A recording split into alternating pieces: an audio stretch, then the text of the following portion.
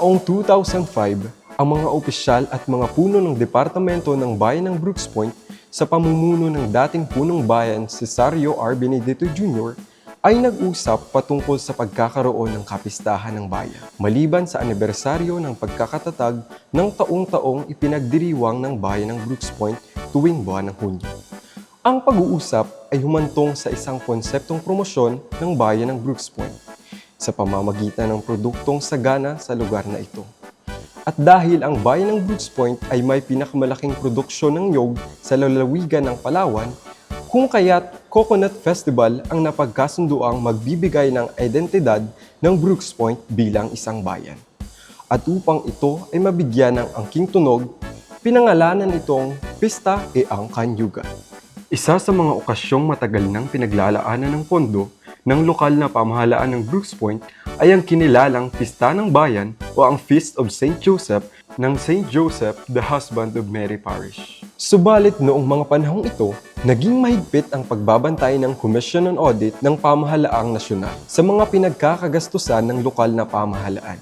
Kung kaya't, nooy nagdesisyon ng ating punong bayan na i-turn over na at ipaubaya sa Pastoral Council ng St. Joseph Parish ang pagdiriwang ng Pista ng Patron. Sa dahilang ipinagbabawal ang paggastos ng pamahalaang lokal sa mga gawain ng simbahan o separation of church and state.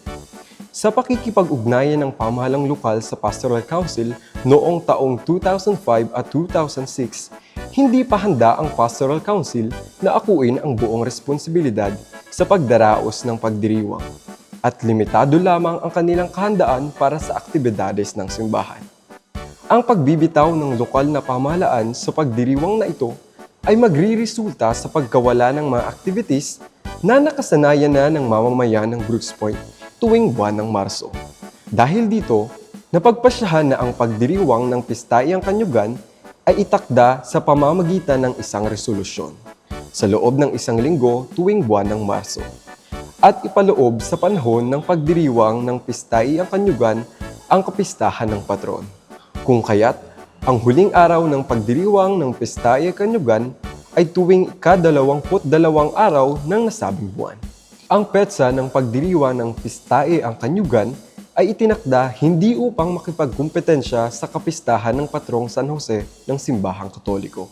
Bagkus ay upang masuportahan ito ang mga programang pwedeng isagawa ng pamahalaang lokal na naaayon sa itinakda ng batas para sa patuloy na kasiyahan ng taong bayan tuwing buwan ng Marso. Maliban sa layunin nitong magkaroon ng sariling pagkakakilanlan ang bayan ng Brooks Point.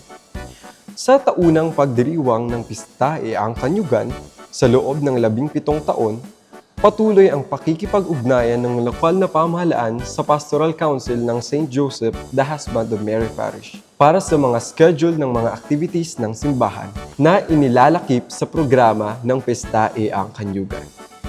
Ito ang payak na kwento sa pagtakda ng petsa ng pagdiriwang ng Pistayang Kanyugan.